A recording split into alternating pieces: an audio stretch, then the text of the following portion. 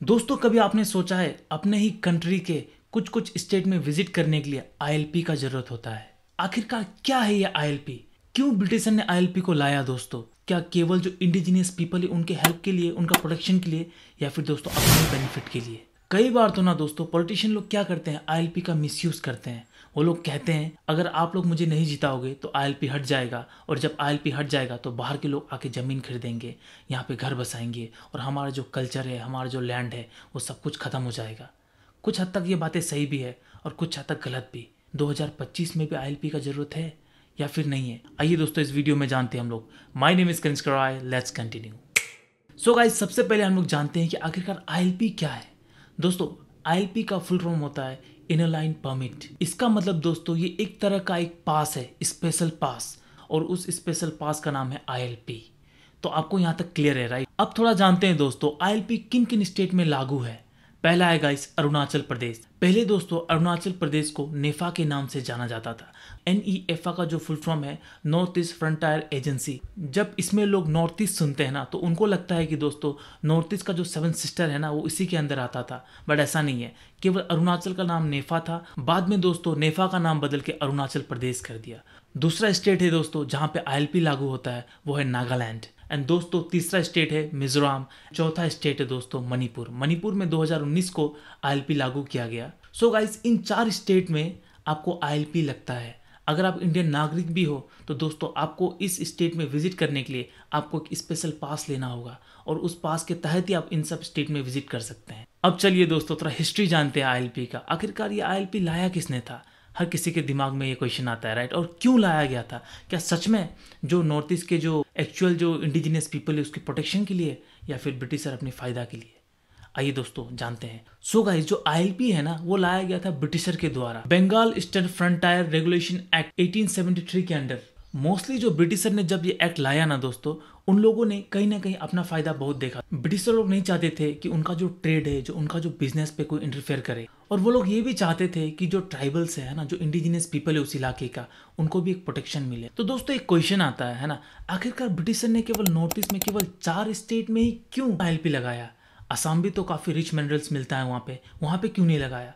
So the answer is, पहले दोस्तों असम से ही जो भी नॉर्थ ईस्ट के रीजन है ना, ट्रेड हो गया, जो जितना भी बिजनेस हो गया, वो असम के द्वारा ही कंट्रोल किया जाता था। बाद में जाकर के दोस्तों काफी सारा स्टेट में डिवाइड हुआ। और तो और गाइस जो असम के कुछ कुछ जो पार्ट्स है ना वहाँ पे आईएलपी लागू था उस दौरान। बाद में दोस्तों जब इंडिया को इंडिपेंडेंस मिला उसके बाद दोस्तों असम ने अपना आईएलपी जो था उसको हटा दिया, लेकिन जो दूसरे रीजन्स थे, जो अभी स्टेट्स है, उन लोगों ने आईएलपी को कंटिन्यू रखा। अब समझते हैं दोस्तों कि आईएलपी किस चीज को प्रोटेक्ट करता है। पहला है दोस्तों आईएलपी जो है ना, जो लोकल कल्चर और ट्रेडिशन है ना उसको प्रोटेक्ट करता है। दूसरा है दोस्तों लैंड राइट्स।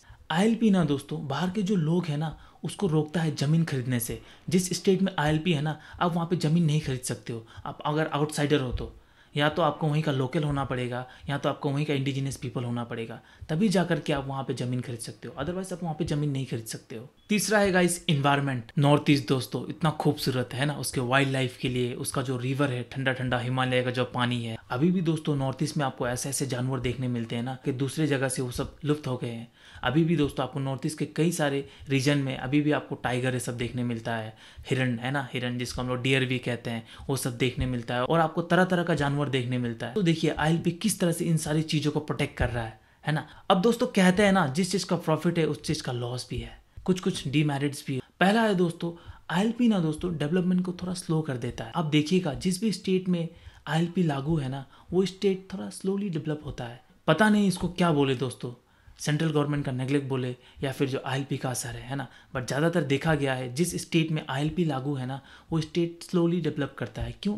क्योंकि दोस्तों आईएलपी ना बाहर के लोगों को आने से रोकता है ना। जैसे टूरिज्म हो गया, टूरिज्म से बहुत ही पैसा आता है दोस्तों, बट अगर जिस स्टेट में आईएलपी लागू है ना उस स्टेट में टूरिस्ट को जाने के लिए दिक्कत होता है। वो लोगों को काफी सारा रूल एंड रेगुलेशन का फॉलो करना होता है, उसकी वजह से दोस्तों काफी सारे टूरिस्ट तो जाते ही नहीं है। ऐसे ही दोस्तों जो कंपनी से, बड़ी बड़ी कंपनी से है ना, वो भी चाहते हैं कि उस जगह पे अपना कंपनी स्टैब्लिश करे, बट आईएलपी के द्वारा दोस्तों उस स्टेट में जाकर के फुल्ली है ना बिजनेस नहीं कर सकते।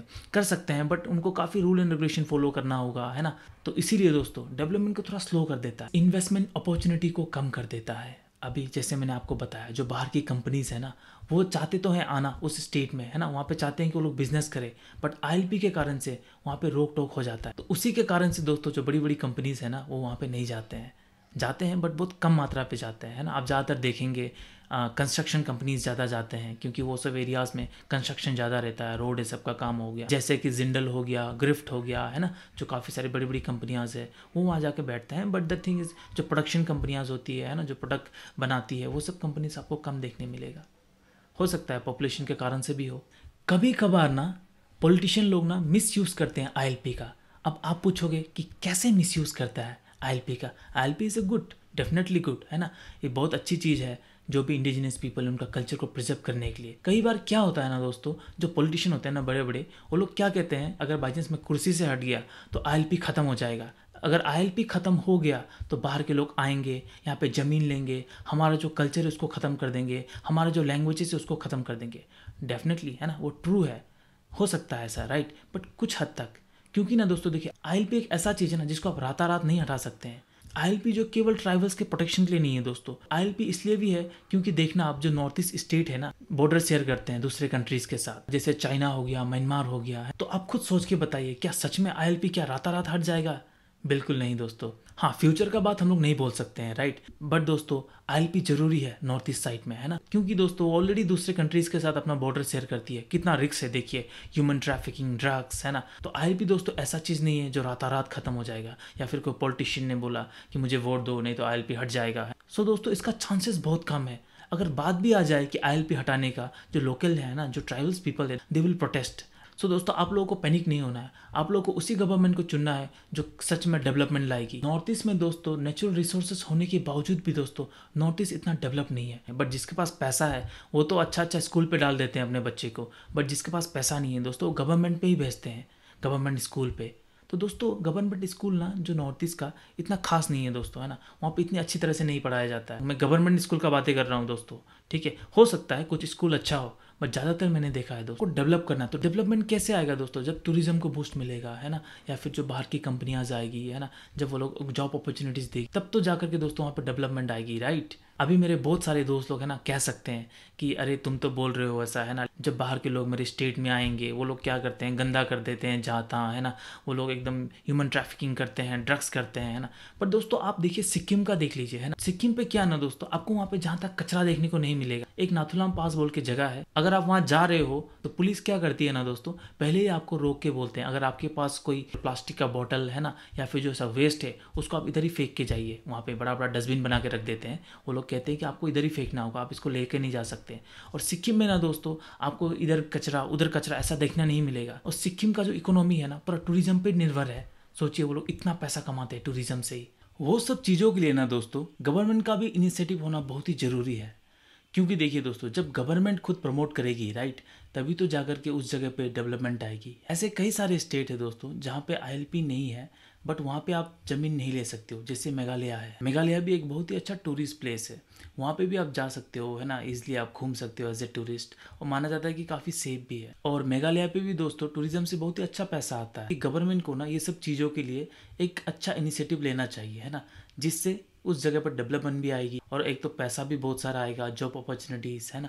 सो दोस्तों जो हमारा फाइनल क्वेश्चन था, 2025 में आईएलपी होना चाहिए या नहीं होना चाहिए, इसके आंसर से पहले हम लोग कुछ कुछ चीज़ें समझते हैं। देखिए आईएलपी ना दोस्तों केवल जो लोकल जो ट्राइबल्स है ना उनका प्रोटेक्शन के लिए केवल नहीं है। आप देखिएगा जिस स्टेट पे आईएलपी है ना वो स्टेट बॉर्डर शेयर करती है काफ़ी सारे दूसरे दूसरे कंट्री के साथ। और आईएलपी दोस्तों बहुत ही इंपॉर्टेंट रोल प्ले करती है, जैसे ह्यूमन ट्रैफिकिंग को रोकने के लिए, है ना, ड्रग्स हो गया, और भी काफ़ी सारे ऐसी चीज़ें हैं जैसे कि जो नेटिव ट्राइब्स है ना उनका कल्चर को प्रिजर्व करके रखता है ना, उनका लैंग्वेजेस को। तो ये सब देखा जाए और गवर्नमेंट इसका उपयोग अच्छी तरह से करे तो डेफिनेटली दोस्तों है ना आईएलपी चाहिए ही चाहिए। आप लोग मुझे बताइएगा कि क्या 2025 में आईएलपी होना चाहिए या नहीं होना चाहिए, क्योंकि ऐसा भी देखा गया है जिस स्टेट में आईएलपी है वो स्टेट काफ़ी स्लोली डेवलप करती है। और क्या दोस्तों आईएलपी का कुछ अल्टरनेटिव भी है, जैसे हम लोग मेघालय पे देखा है ना, और जैसे उत्तराखंड पे, ये सब जगह पे क्या है ना दोस्तों आईएलपी नहीं है।